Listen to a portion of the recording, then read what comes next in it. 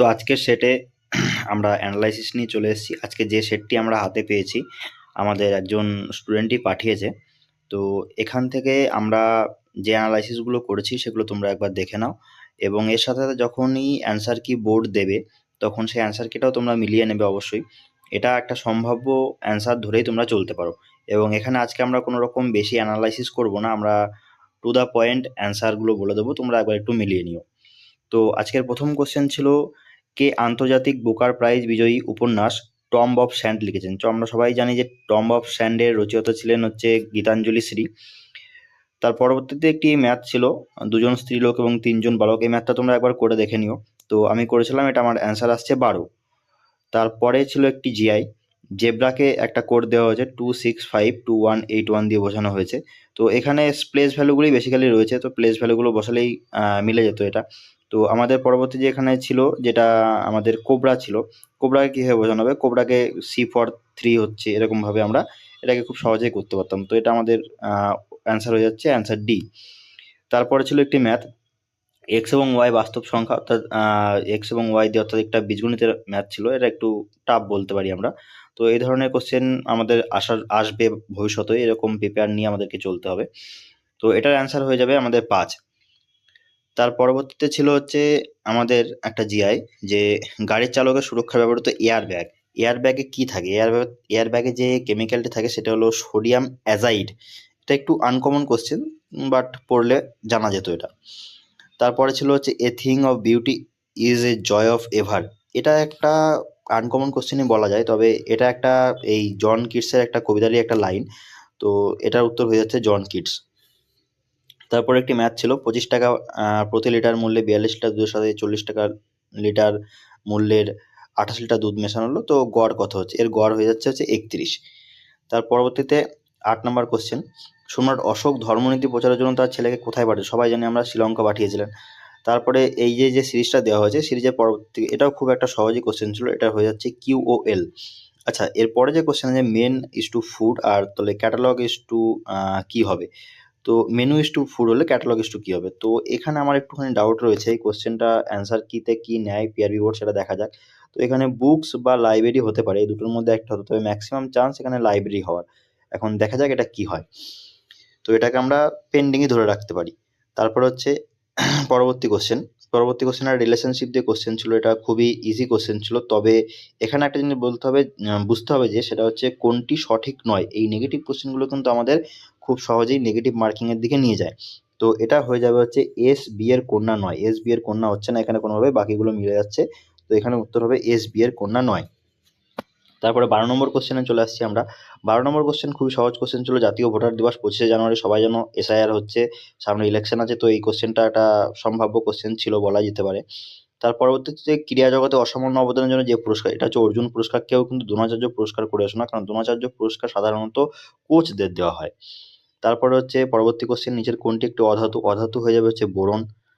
আচ্ছা, এরপরে কোশ্চেন আসছে, অ্যাকচুয়ালি আমরা খুব তাড়াতাড়ি অ্যানালাইসিস করার চেষ্টা করছি, কেননা ভিডিওটা খুব লেন্দি হয়ে যাবে এই কারণে। তার পরবর্তীতে হচ্ছে আয়তক্ষেত্রের একটি ম্যাথ দেওয়া ছিল, তো এটার অ্যান্সার হয়ে যাচ্ছে 15। পরবর্তীতে প্রবলেম সিরিজের একটা প্রবলেম ফিগার দেওয়া ছিল, এই ফিগারে এগুলো অ্যানালিটিক্যাল জিআই বলা যেতে পারে। তো এই জিআই এর উত্তর হয়ে যাচ্ছে ডি। এটা একটু পিকচারটা মিলিয়ে নাও তোমরা। তারপরে 17 নম্বর কোশ্চেনের ম্যাথ ছিল, এর উত্তর হয়ে যাচ্ছে 2। এগুলো একবার তোমরা করে দেখতে পারো, আমার যদি কোনো জায়গায় ভুল হয়ে থাকে তোমরা আমাকে কমেন্ট সেকশনে জানিও, আমি অবশ্যই সেটা কারেকশন করে দেওয়ার চেষ্টা করব। তবে ব্রিটিশ ভারতের স্বরাজ্যবাদী দলের প্রতিষ্ঠাতা কে ছিল, বা স্বরাজিস্ট পার্টি প্রথম সভাপতি কে ছিলেন? তো এর প্রথম সভাপতি ছিল সিআর দাস। তার পরবর্তী ছিল রিজনিং। এইটা একটা খুব এক্সেলেন্ট কোশ্চেন দিয়েছিল, এখানে আমি বুঝতে পারছি যে ডাব্লিউবি বোর্ড এখন তোমাদের রেগুলার পড়াশোনার বাইরে গিয়েও একটু নিজের নলেজ কতটা সেটা একটুখানি, বা নিজের উপস্থিত বুদ্ধির পরীক্ষাও নিচ্ছে। দেখো রিজনিং, এটা দর্পণে এটা জাস্ট পেজটা যদি তুমি উল্টে ধরতে, পিছন দিক থেকে তোমার দেখা যেত, সেটাই হয়ে যেত। এই পেজটা উল্টালে এই লাস্ট যে ডি অপশন রিজনিং, এটাই রিজনিং লেখা বোঝা যাচ্ছে। তো এটাই উত্তর আমাদের হয়ে যাবে। তারপরে 20, এখানে একটা ম্যাথ ছিল, এটা 8 ছিল। 8টা হচ্ছে অ্যাকচুয়ালি 2 এর কিউব, 81 হচ্ছে 3 এর কিউব, 64 হচ্ছে 4 এর কিউব, তো 5 এর কিউব হয়ে যায় 625। এরপর হচ্ছে জেনুইন আর অথেন্টিক, এটা একটা অ্যাকচুয়ালি বলা যেতে পারে সিনোনিম দিয়ে ইংলিশের কোশ্চেন, তবুও দিয়েছে জিআই। তো এক্ষেত্রে মিরাজ যেটা আছে, এর সিনোনিম হয়ে যাচ্ছে ইলুশন। ইলুশন এখানে উত্তর হয়ে যাবে। তারপরে কোনো দ্রব্যের মূল্য 20% এবং তারপরে 25% হ্রাস করলো, তো এখানে তুল্য যে হ্রাস হচ্ছে সেটা আমরা বের করতাম। তো বর্তমান মূল্য এখানে 45 টাকা, হয়তো প্রকৃত মূল্য ছিল আমাদের 75 টাকা। তারপরে দিয়েছে নীল মানে সবুজ, সবুজ মানে সাদা, এটা একটু তোমরা দেখে নিও, এটা আমার যতদূর মনে হচ্ছে হলুদ হবে। তো তারপর ছিল হচ্ছে বিজ্ঞানের একটি শাখা আরবরিকালচার, এটা কোন বিষয়ের সঙ্গে যুক্ত? দেখো এখানে একটা খুবই ট্রিক, আমি একটু আগেই বললাম যে একটু উপস্থিত বুদ্ধি খাটালে হয়ে যায়। দেখো কালচার যেখানেই দেখবে সেটা মানেই হচ্ছে যে কোনো রকম কৃষিকাজ বা কোনো রকম উৎপাদনের সঙ্গে যুক্ত থাকে সেই জিনিসগুলো। তো এখানে মহাকাশ যাত্রা অবশ্যই হবে না, জীবন ও পুষ্টি সংক্রান্ত বিদ্যা হবে না, বাস্তুবিদ্যা, ইকোলজি এই ধরনের কিচ্ছু হবে না। তো চাষ সংক্রান্ত কোনো কিছু হবে, সেটা হচ্ছে গাছ ও সবজি চাষ, একদম রাইট। তারপর 25 নম্বর কোশ্চেনে আসছি। 25 নম্বর কোশ্চেনে ব্যাস সম্মান সাহিত্যের জন্য দেওয়া হয়ে থাকে অবশ্যই। 26 কোশ্চেন একটা ভালো কোশ্চেন ছিল, যে আমাদের বিখ্যাত গান মেরা রং দে বাসন্তী চোলা, এটা কে লিখেছিলেন? এটা লিখেছিলেন রামপ্রসাদ বিসমিল। তারপরে হচ্ছে একটি ম্যাথ ছিল 10% 1280 12.5%-এর সমান, তাহলে সেটা কত হবে? এটা 1670 হয়ে যাবে। তারপরে কোনো টিভির সেটের মুদ্রিত মূল্য 18,500 ছিল, তারপর পরপর দুবার ছাড় দেওয়া হয়েছে, তো ওই টিভি সেটটি এখন কতই পাওয়া যাবে? ওটা 14,060 টাকায় পাওয়া যাবে। তারপরে পরবর্তী কোশ্চেন একটা রিলেশনশিপের জিআই ছিল, এটা আমাদের উত্তর হয়েছে সিস্টার ইন ল। তারপরে ছিল হচ্ছে আমাদের 30-এ কোন হিল স্টেশনের নামের অর্থ বজ্রপাতের স্থান? এটা হচ্ছে দার্জিলিং। দেখো দার্জিলিং নিয়ে যখন আমরা জিওগ্রাফি বইগুলোতে পড়ি তখন দেওয়া থাকে যে দার্জিলিং নামটা ভেঙে দেওয়া থাকে, তো ওখানে লেখা থাকে বজ্রপাতের স্থান, এটা কিন্তু অন্য অপশন হবে না, শিলং মানালি কিন্তু হবে না, অনেকেই করেছে দেখলাম, তো এটা দার্জিলিং উত্তর হয়ে যাবে। তারপরে একটি সরল ছিল, সরলটা উত্তর হয়ে যাবে 135/4। এর পরবর্তী কোশ্চেন আমরা চলে যাচ্ছি। এরপরে একটা ম্যাথ ছিল, এটার অ্যান্সার হয়ে যাচ্ছে 8, এটা তোমরা একবার দেখে নেবে এগুলো। আর কোনটি কার্যের এসআই একক? কার্যের এসআই একক হচ্ছে জুল। তো তার পরবর্তীতে কোশ্চেন আসছি, তার পরবর্তীতে কোশ্চেনে অ্যানালিটিক্যাল জিআই ছিল, ফের ফিগার দেওয়া ছিল, এখানে ফিগারটা বি ফিগারটা হয়ে যাচ্ছে, ঠিক আছে। এর পরবর্তীতে আসছি 35 নম্বরে, কোন কোষাঙ্গাণুকে বলা হয় আত্মঘাতী তুলি বা সুইসাইড ব্যাগ? সুইসাইড ব্যাগ লাইসোজোমকে বলা হয়, সবাই জানো। এর পরবর্তীতে এটা একটা দারুণ কোশ্চেন ছিল, যে 11 দ্বারা বিভাজ্য হয়, 11 দ্বারা বিভাজ্যের নীতি তোমরা সবাই জানো, তো এখানে একমাত্র 2 বসালেই এটা ফিটেড হচ্ছে।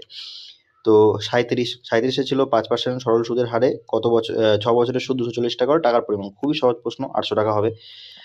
তারপর হচ্ছে 38-এ দেশলাই কাঠি ব্যবহার করে 9টা দেশলাই কাঠি ব্যবহার করতে, তো এখানে দেখো এখানে 9টা দেশলাই কাঠি ব্যবহার করে 1 2 3 4 5 6 7 8, 8টা দেশলাই কাঠি দিয়ে এটা ব্যবহার করা যাবে, কিন্তু এখানে কিন্তু 9টা দেশলাই কাঠি লাগছে না, তো এটাই আমার উত্তর হয়ে যাবে। তারপরে হচ্ছে 39-এ ছিল হচ্ছে সিরিজ ছিল, এখানে সিরিজটা দেখো, এখানে সিরিজটা ছিল 7-এর পরে ছিল 28, মানে সেখানে 21 বেড়েছে, তো এইভাবে সিরিজটা করে করে করে আমি দেখছিলাম, এখানে উত্তর হচ্ছে 28, ঠিক আছে। তো তারপরে 40-এর কোশ্চেন ছিল, 40-এর কোশ্চেনে একটা অ্যাভারেজের অঙ্ক দেওয়া ছিল, অ্যাভারেজের অঙ্কে এখানে আমাদের উত্তর হয়ে যাচ্ছে 51।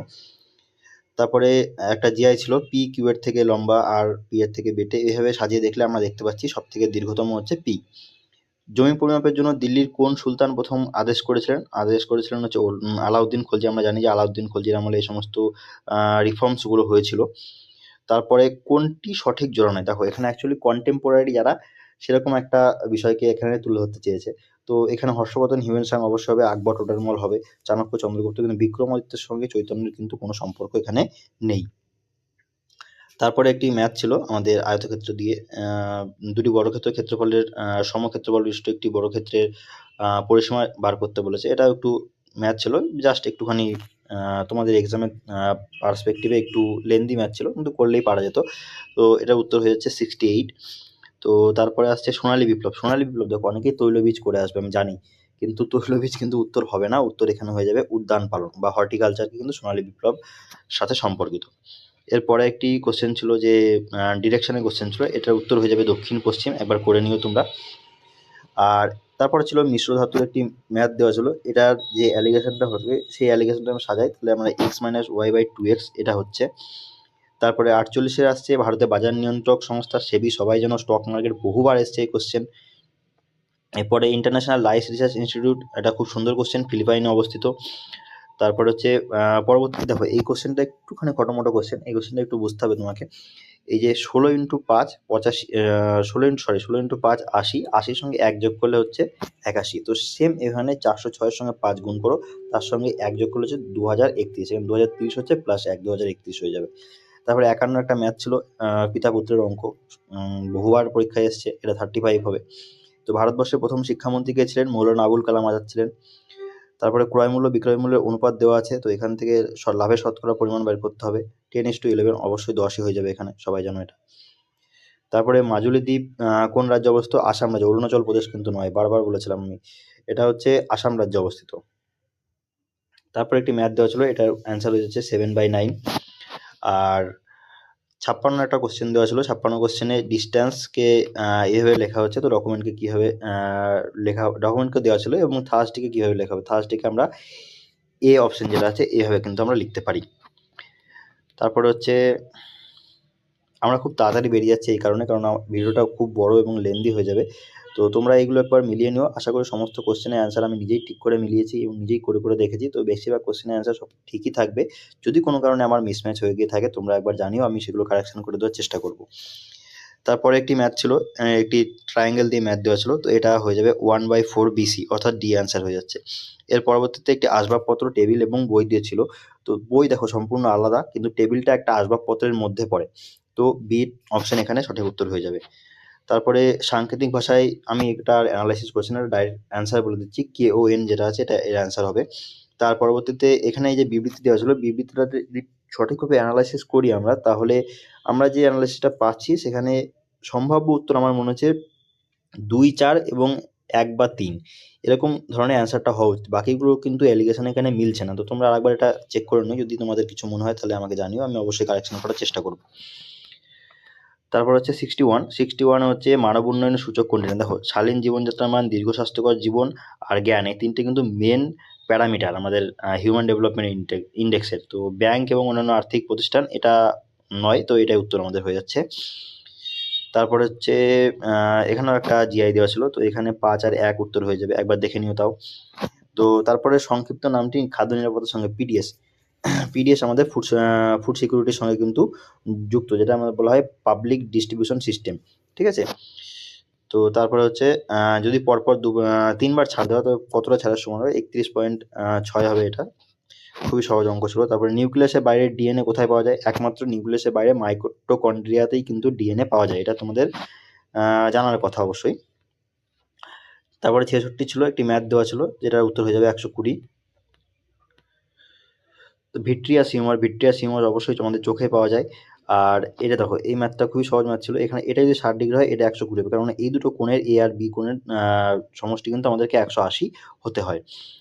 তারপরে এই যে আনুমানিক মান কত, এই আনুমানিক মান কিন্তু অনেকেই অঙ্কটা পারেনি দেখছিলাম, তো এটা হয়ে যাবে 65। তারপরে 70 বর্ণমালা যদি সাজানো হয় তাহলে এর সব থেকে শেষে যেটা থাকবে সেটা হচ্ছে বাটন। দেখো এখানে দেখলে বুঝে BUTT, তাই টিটির পর অবধি বাটন একসঙ্গে হচ্ছিল, কিন্তু ই আছে এখানে, ও আছে, তো ও আছে যেহেতু, তো ও পরে আসে ইংরেজি বর্ণমালা, তো বাটনটা সবার লাস্টে আসবে। তারপর হচ্ছে একটি ম্যাথ দেওয়া ছিল মাসিক গড় আয়ের, তো এখানে উত্তর হয়ে যাবে 6500। তারপরে আবারও একটি জিআই ছিল, যেটা ডাইসের জিআই ছিল, তো এই ক্ষেত্রে 1 উত্তর হয়ে যাচ্ছে আমাদের। তারপরে 73-তে একটি ম্যাথ দেওয়া ছিল, তো এটার অ্যান্সার হয়ে যাচ্ছে 9/32। তো 74 বিদ্যুৎ প্রবাহ হয়ে যাবে অ্যামমিটার, যেটা তোমরা অনেকেই করেছো দেখলাম আমিও। তো এর মধ্যে কোনটি বাকিদের সঙ্গে কম মিল? সেটা হচ্ছে হর্স কেন এই কারণে হবে, বাকিগুলো হচ্ছে মানে বনে থাকা বা জঙ্গলে থাকা জানোয়ার, কিন্তু হর্স বা ঘোড়া যেটা, সেটা কিন্তু আমরা গৃহপালিত বা আমরা গৃহস্থের কাজে গরু গাড়ি বা ঘোড়ার গাড়ি টানার কাজে কিন্তু আমরা ব্যবহার করতে পারি, সেরকমভাবে কিন্তু বাকি 3টে জীবকে কিন্তু আমরা ব্যবহার করতে পারি না। এর পরবর্তীতে যে কোশ্চেন আছে সেটা হচ্ছে নিচের কোনটির উপর তরলে বাষ্পীভবনের হার সব নির্ভর করে না? সেটা হচ্ছে ভরের উপর নির্ভর করে না অবশ্যই।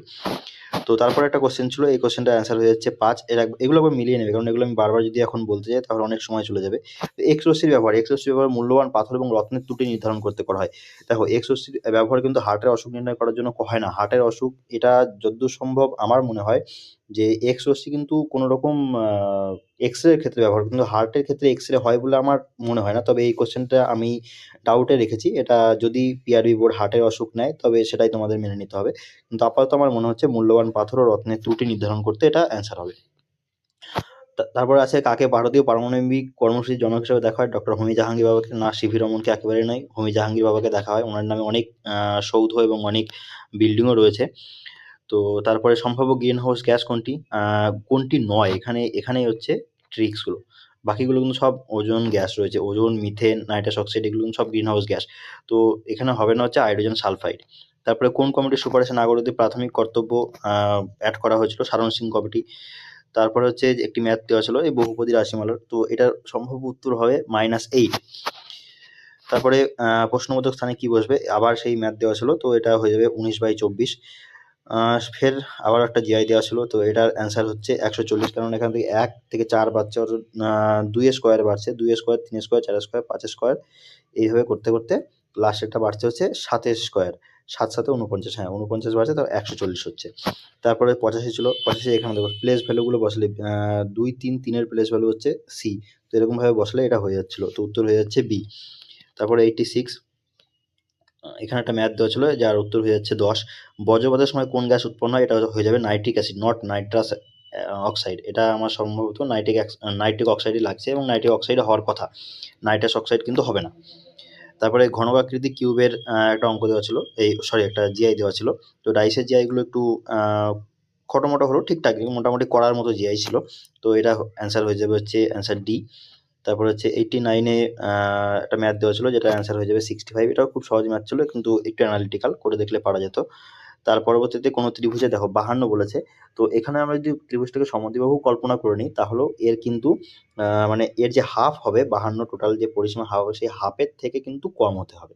তো 52-এর হাফ হচ্ছে 26, 26-এর থেকে অবশ্যই দুটো বাহুর দৈর্ঘ্য কিন্তু আমাদেরকে কম হতে হবে, তবেই গিয়ে ত্রিভুজটা হবে।